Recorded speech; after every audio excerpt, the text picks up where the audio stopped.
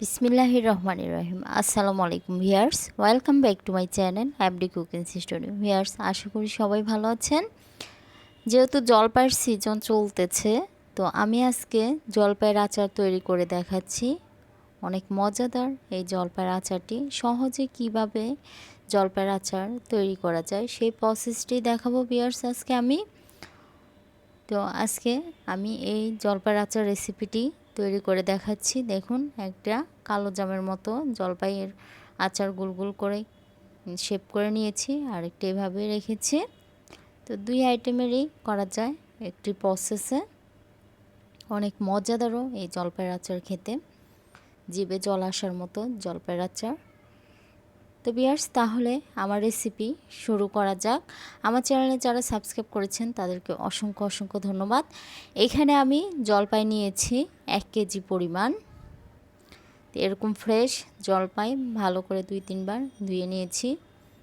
দেখুন, তো এই জলপাইগুলো আপনারা চাইলে চাকু দিয়ে কেটে হলুদ মরিচ মেখেও আচার তৈরি করতে পারেন।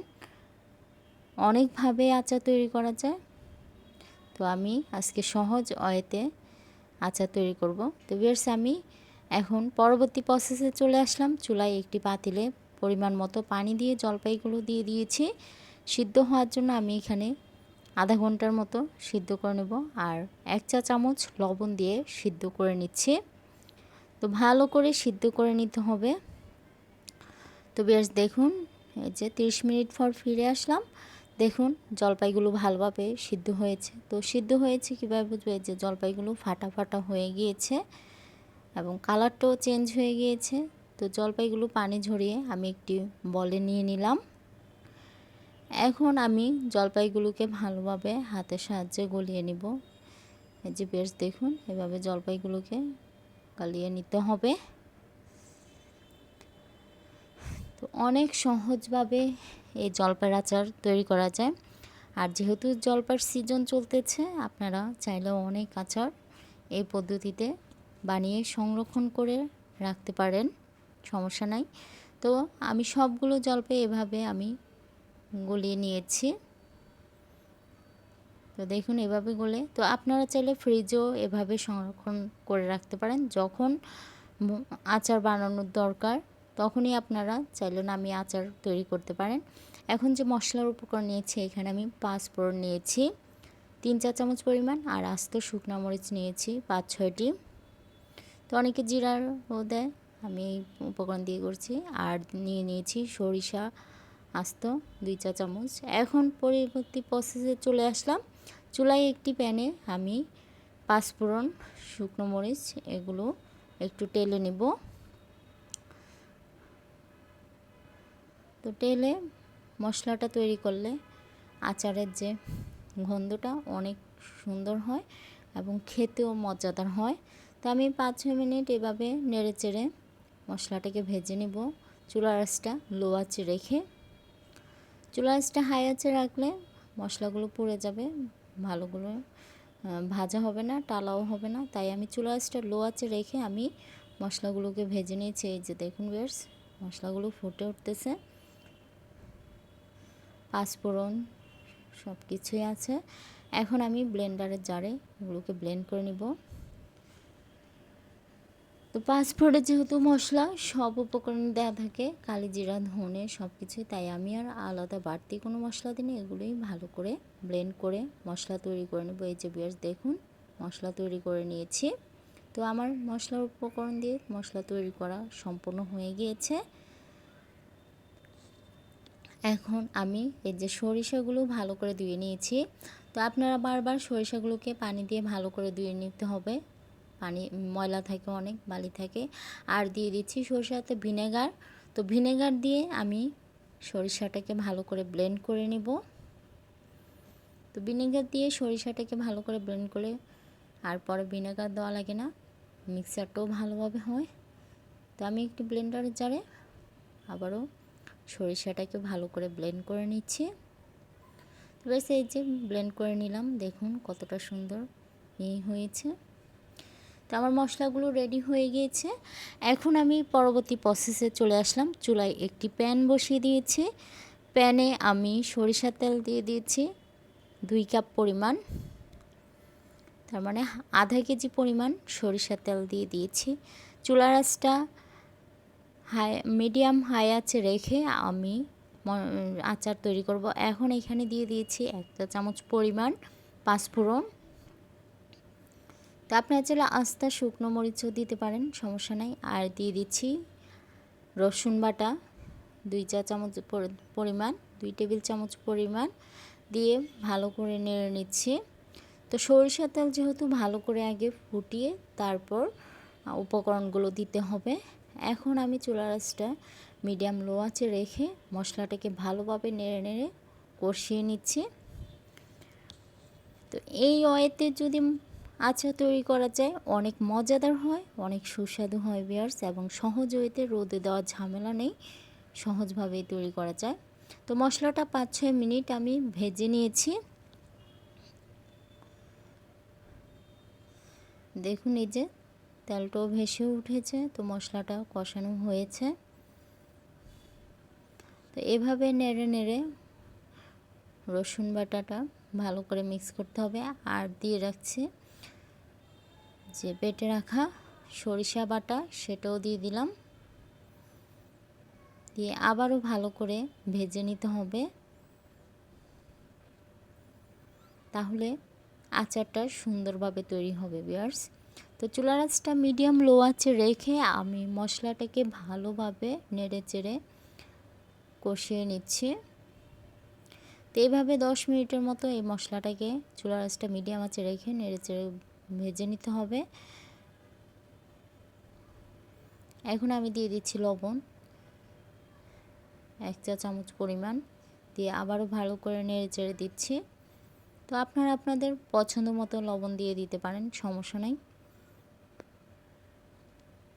এই যে দেখুন মশলাটা ভাজা ভাজা হয়ে গিয়েছে, তার মানে আচারের জন্য পারফেক্ট মশলা আমি তৈরি করে ফেলেছি। এখন আমি যে গলে রাখা সিদ্ধ করে রাখা জলপাইগুলো সেগুলো দিয়ে দিচ্ছি, দিয়ে এবার ভালো করে নেড়ে চেড়ে দিচ্ছি কাঠির সাহায্যে। তো বাচ্চারাও খুবই পছন্দ করে এবং সবার কাছে খুবই প্রিয়।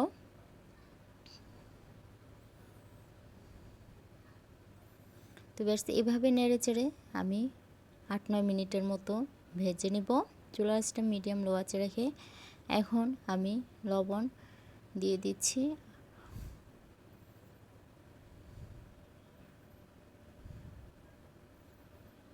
দিয়ে আবারও ভালো করে নেড়ে চেড়ে দিচ্ছি।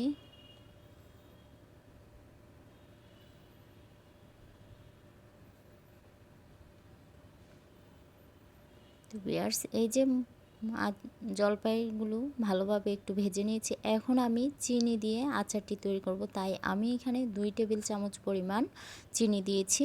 আপনারা চাইলে আপনাদের পছন্দ পরিমাণ মতো ওরকম চিনি দিবেন। তো আমি এখানে 2 টেবিল চামচ পরিমাণ চিনি দিয়ে ভালো করে নেড়ে চেড়ে দিচ্ছি। তো 10 মিনিট এরকম জলপাইগুলো ভাজা হয়ে গেলে চিনি দিবেন।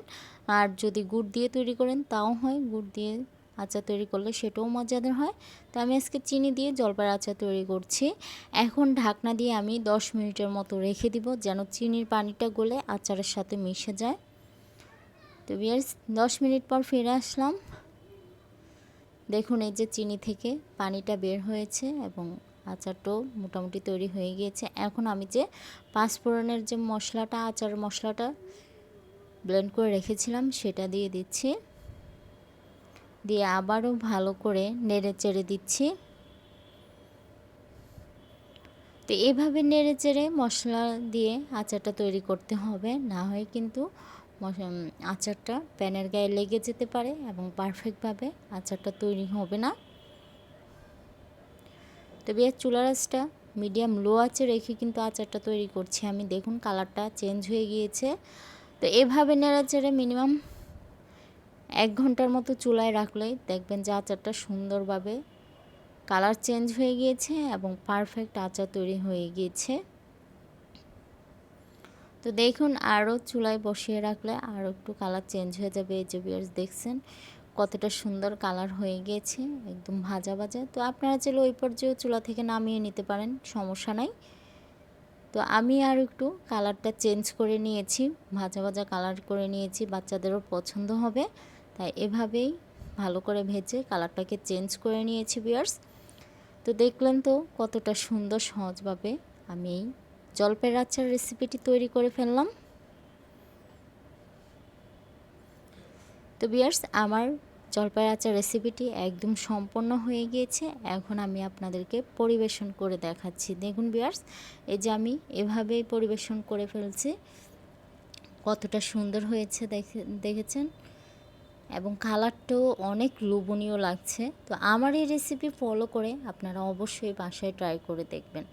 এখন আমি এখান থেকে কিন্তু এই যে গুলগুল শেপ করেও একটা আচারের গুল্লি বানাতে পারি, বা জলপাইয়ের কালো জাম বলে সেই আচারটাও বানাতে পারি। এই যে দেখুন, হাতের সাহায্যে এভাবে গুলগুল শেপ করে কালো জাম শেপ করে আচার তৈরি করা যায়। তো এটাও দীর্ঘদিন সংরক্ষণ করা যায়, বাচ্চাদের টিফিনেও দেওয়া যায়, অনেক মজাদার এই আচারটি। তো ভিউয়ার্স, এভাবে আমি একে একে গুলগুল শেপ করে কয়েকটি কালো জাম জলপাইয়ের আচার তৈরি করে নিচ্ছি। তো দেখলেন তো কতটা সহজ সুন্দরভাবে আমি জলপাইয়ের আচার তৈরি করে ফেললাম। জলপাইয়ের আচার কিন্তু বিভিন্নভাবে তৈরি করা যায়, তা আমি এই সহজ ওয়েতে আপনাদের কাছে উপস্থাপন করলাম ভিউয়ার্স। দেখুন, দুই আইটেমেরই কেউ বুঝতে পারবে না যে একটি প্রসেসে দুইটি আইটেম তৈরি করে ফেলেছেন। তো ভিউয়ার্স, আমার রেসিপিটি কেমন হয়েছে অবশ্যই কমেন্ট বক্সে বলুন। যারা আমার চ্যানেল সাবস্ক্রাইব করেনি অবশ্যই সাবস্ক্রাইব করবেন, পাশে থাকা বেল আইকনটি ক্লিক করে দিবেন ভিউয়ার্স। দোয়া করবেন আমার জন্য। আসসালামু আলাইকুম, আল্লাহ হাফেজ।